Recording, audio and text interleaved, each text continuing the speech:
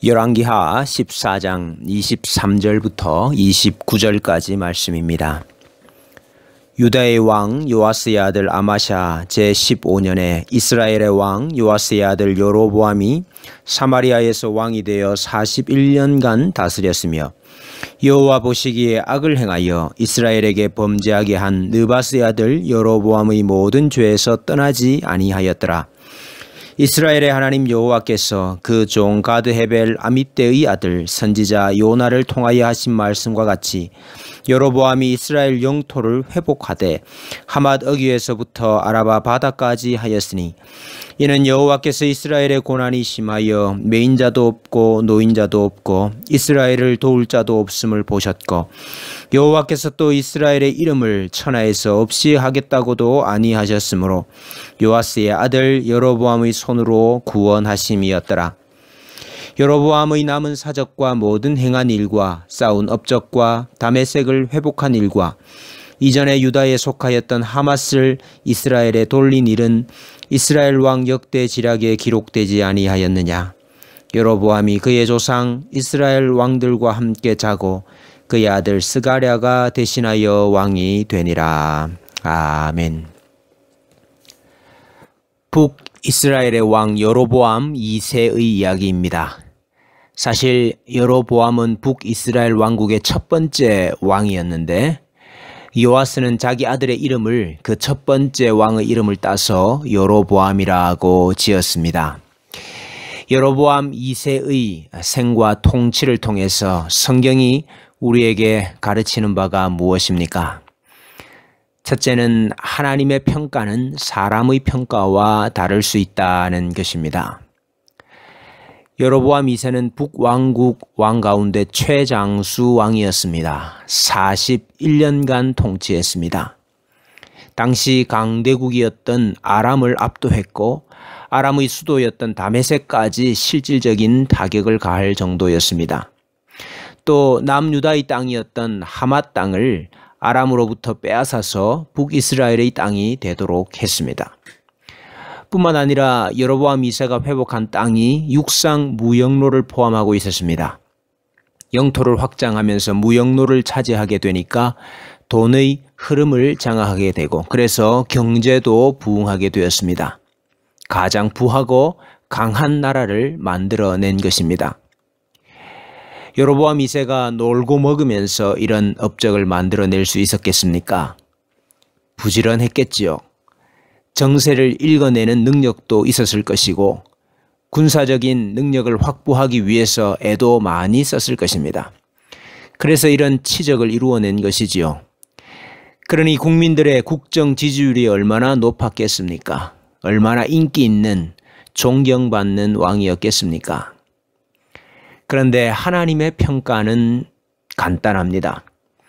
24절 말씀에 여호와 보시기에 악을 행하여 이스라엘에게 범죄하게 한 느바스의 아들 여로보암의 모든 죄에서 떠나지 아니하였더라.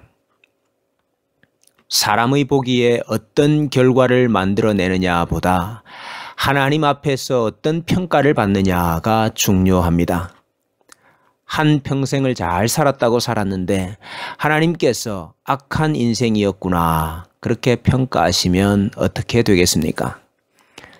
신앙생활도 마찬가지입니다. 여로보암 2세는 당시 교회의 직분자였습니다.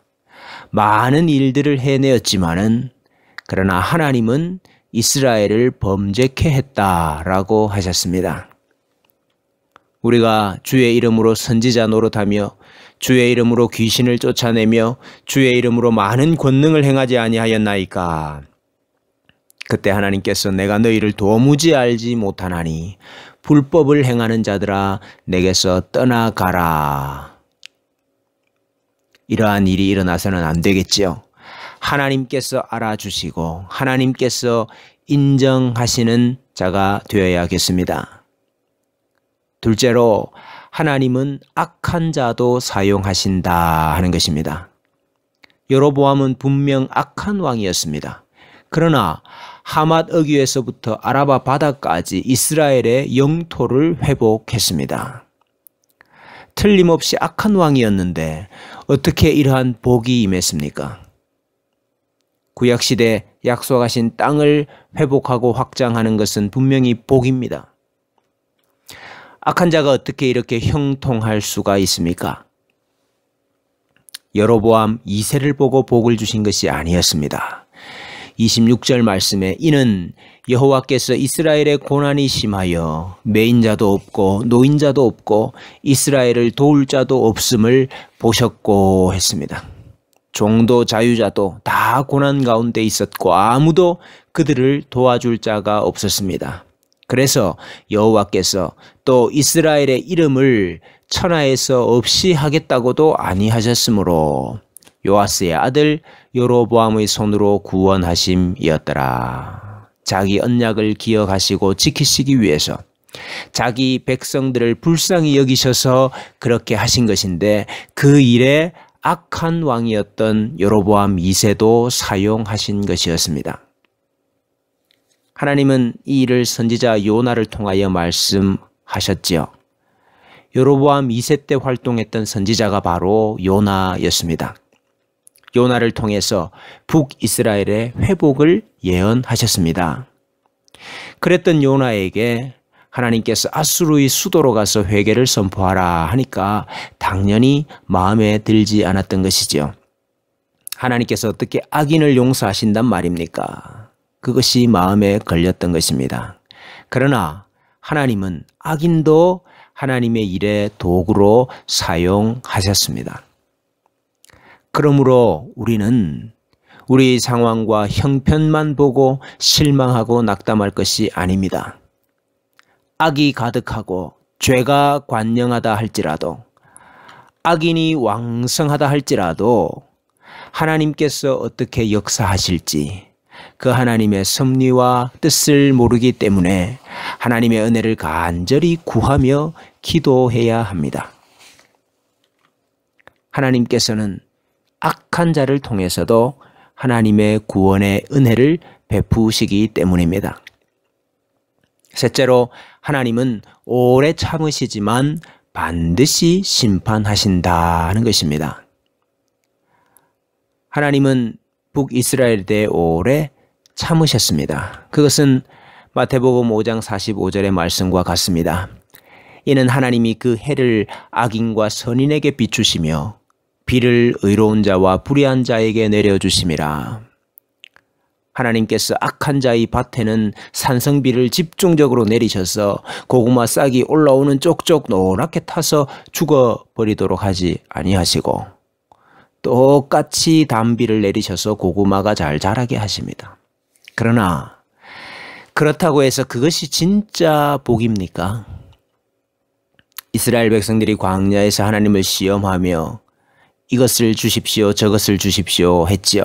하나님께서 광야에서 그들이 구하는 바 이것저것을 다 주셨습니다. 그러나 하나님 자신은 주시지 않으셨습니다. 그래서 그들의 영혼이 쇠약하게 되었다고 했습니다.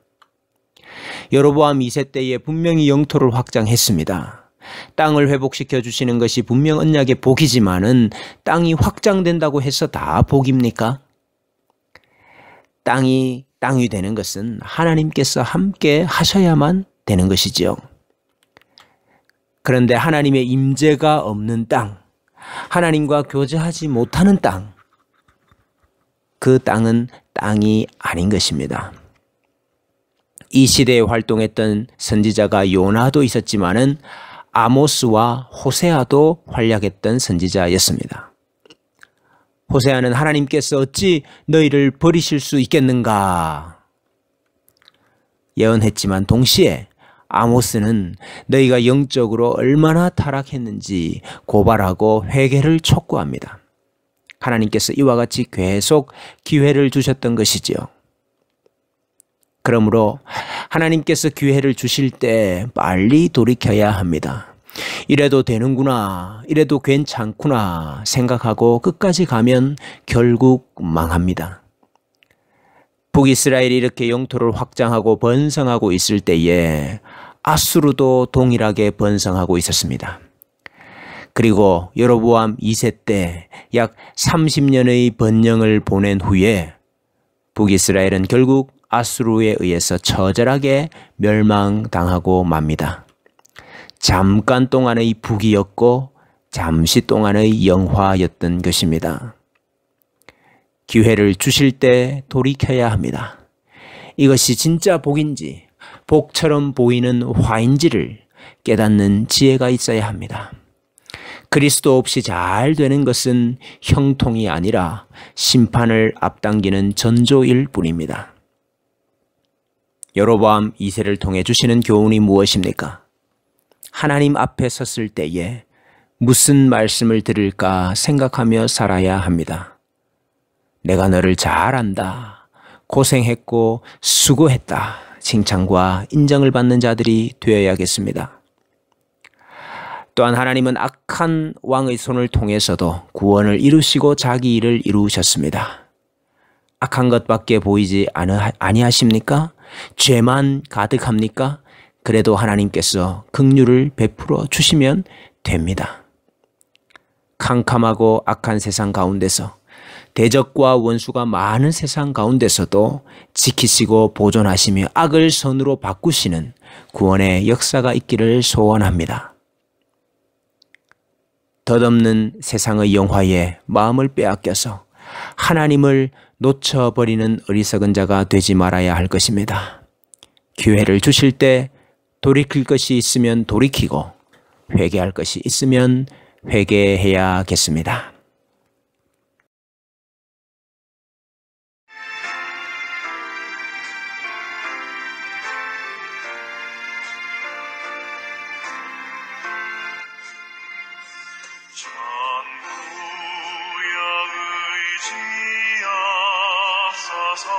손 들고 옵니다. 주 나를 외면하시면 나 어디 가리까. 내 죄를 씻기 위하여 피 흘려 주시니 곧 회개하는 마음으로 주 앞에 옵니다. 전부터 계신 주께서 영죽을 죄